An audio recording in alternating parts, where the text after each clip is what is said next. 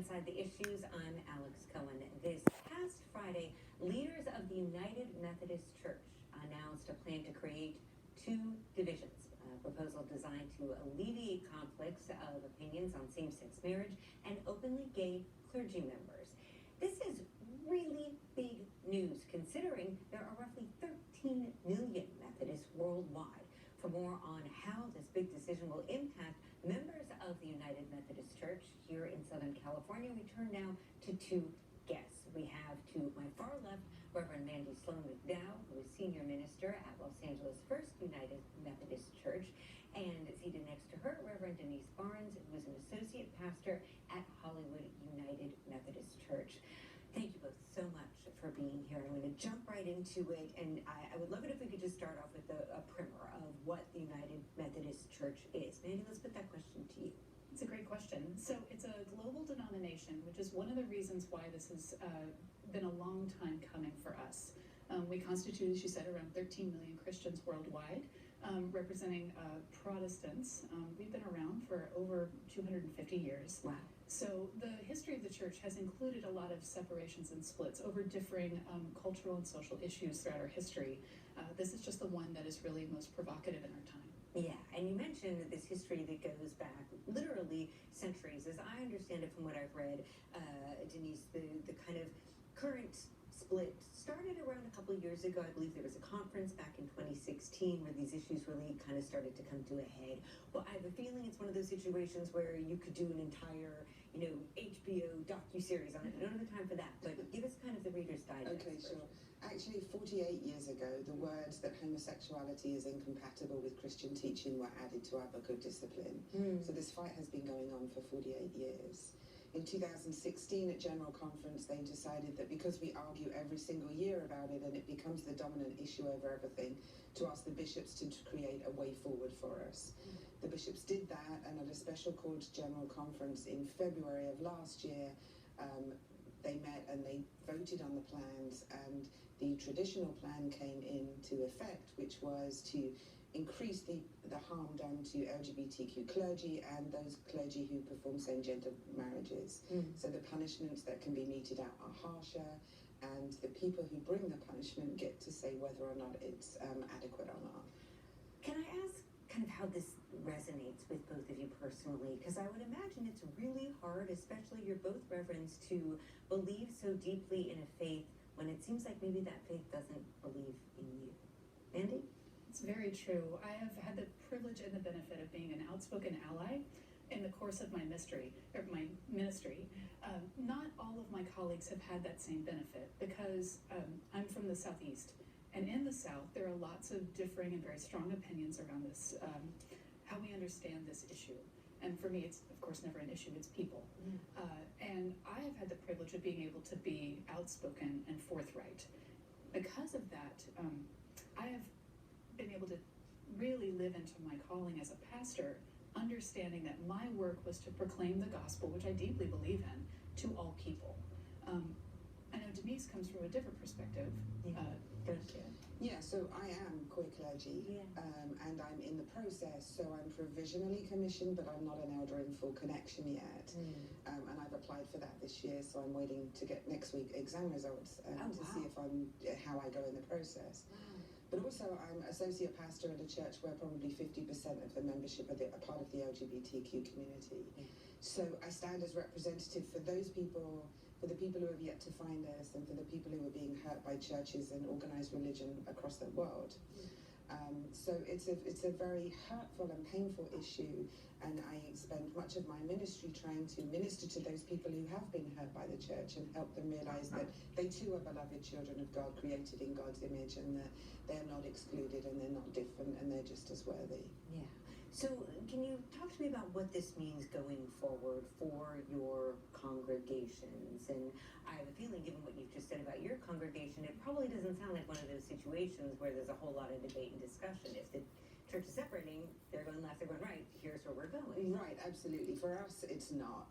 But we're not in a vacuum. Yeah. And there's a whole bunch of other people around us, and we're very proud to be a part of the United Methodist Church.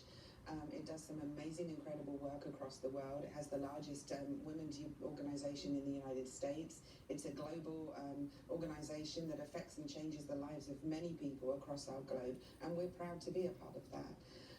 So we're taking part now in this #ResistHarm movement, which has arisen to help stop and resist the harm and encourage people to understand what that level of harm is. So on Sunday, I preached a sermon about that. We're launching a book project that will be published within the next month or so, with stories of the healing that people have received once they found Hollywood United Methodist Church, and how well that's made them realize that they too are acceptable in the eyes of God. But as far as this proposal goes, nothing's happened yet, right? So we have to remember that these rules and laws are still in place, and the harm is still being done to LGBT people across the world. Both of you seem to share a lot of philosophical views about this that are kind of in tandem, but of course, not everyone feels this way. And here at Spectrum News One of our reporters spoke with another minister. This is Reverend Brian Long of Yorba Linda United Methodist Church. Let's take a look at what he had to say in regards to same-sex relations. I believe it to be a sin, but I don't keep a checklist of people's sins, and it's not my responsibility to check people's morality off and say you're doing right, you're doing wrong. So it feels to me here, Mandy, correct me if I'm wrong, that maybe there's a wide spectrum of beliefs, and Southern California, maybe just given kind of who we are and what we're about, maybe we don't all agree on this one end of the spectrum, but there's shades. But am I missing something here? Are there United Methodist Church? Because we hear Denyse talking about these people who've really suffered harms. Are there other churches here in Southern California that you feel like when this gets formalized, we'll stick with that traditional notion of the rules in place, homosexuality is a sin, no same-sex marriage, end of story? One of the sensitivities around being a global denomination, especially in Southern California, is that we have the most diverse representation of people. So across our geographic area, we call it an annual conference. Across our annual conference, we see congregations that are organized ethnically and culturally, and in different ethnicities and different cultures. There are different understandings of the treatment of these scriptures and how people have arrived at their theological understanding, much like you heard Brian say. So we have to understand, as open-minded Christians who feel very passionately that God's love is available to all folks, well, that also means that we have to be sensitive and tender to the understanding that some congregations are not quite there yet. I have done my best to, and again, speaking as an ally and very carefully knowing what my place is and isn't, I've had the privilege of many people coming out to me. When someone comes out to me, what they have done is gone through a lengthy, thoughtful, diligent process of understanding themselves. Much of that begins with denial. And so when the news is shared to someone who receives it, we have the impulse to do the same sorts of things, especially if it's new information, complex information, or just information we don't have a framework to deal with yet. So what we're seeing is that certain churches are very well equipped to have these conversations with a lot of grace and a lot of acceptance, and they're ready. The church I served in Atlanta was 90% LGBTQ, and that's a difference than what we would see in most of the Southeast. Yeah. So here we're trying to be sensitive and understanding to the idea that certain congregations haven't developed the vocabulary, they haven't had the sort of pastoral guidance into this level of conversation yet. So how can we be patient with the process while we all try to understand best how to be together? Denise, we literally have just a few moments left, but when I hear this, the thing I think is united implies you're all together on something, and perhaps now there'll be a certain freedom for churches such as yours to go their own way and believe what they believe in. Is there any sadness for you?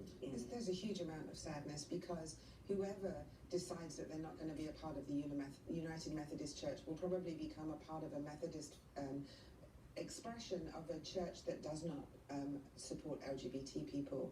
And when there are queer babies that are born into that church, they're going to have nowhere to go, and the harm is going to be perpetuated. So yes, there's always sadness. Well, Reverends, I thank you so much for coming in and explaining what this means for our region. We really appreciate it. And just ahead, some horrific fires which continue to burn in Australia, how local responders from Southern California plan to lend a hand after this brief break.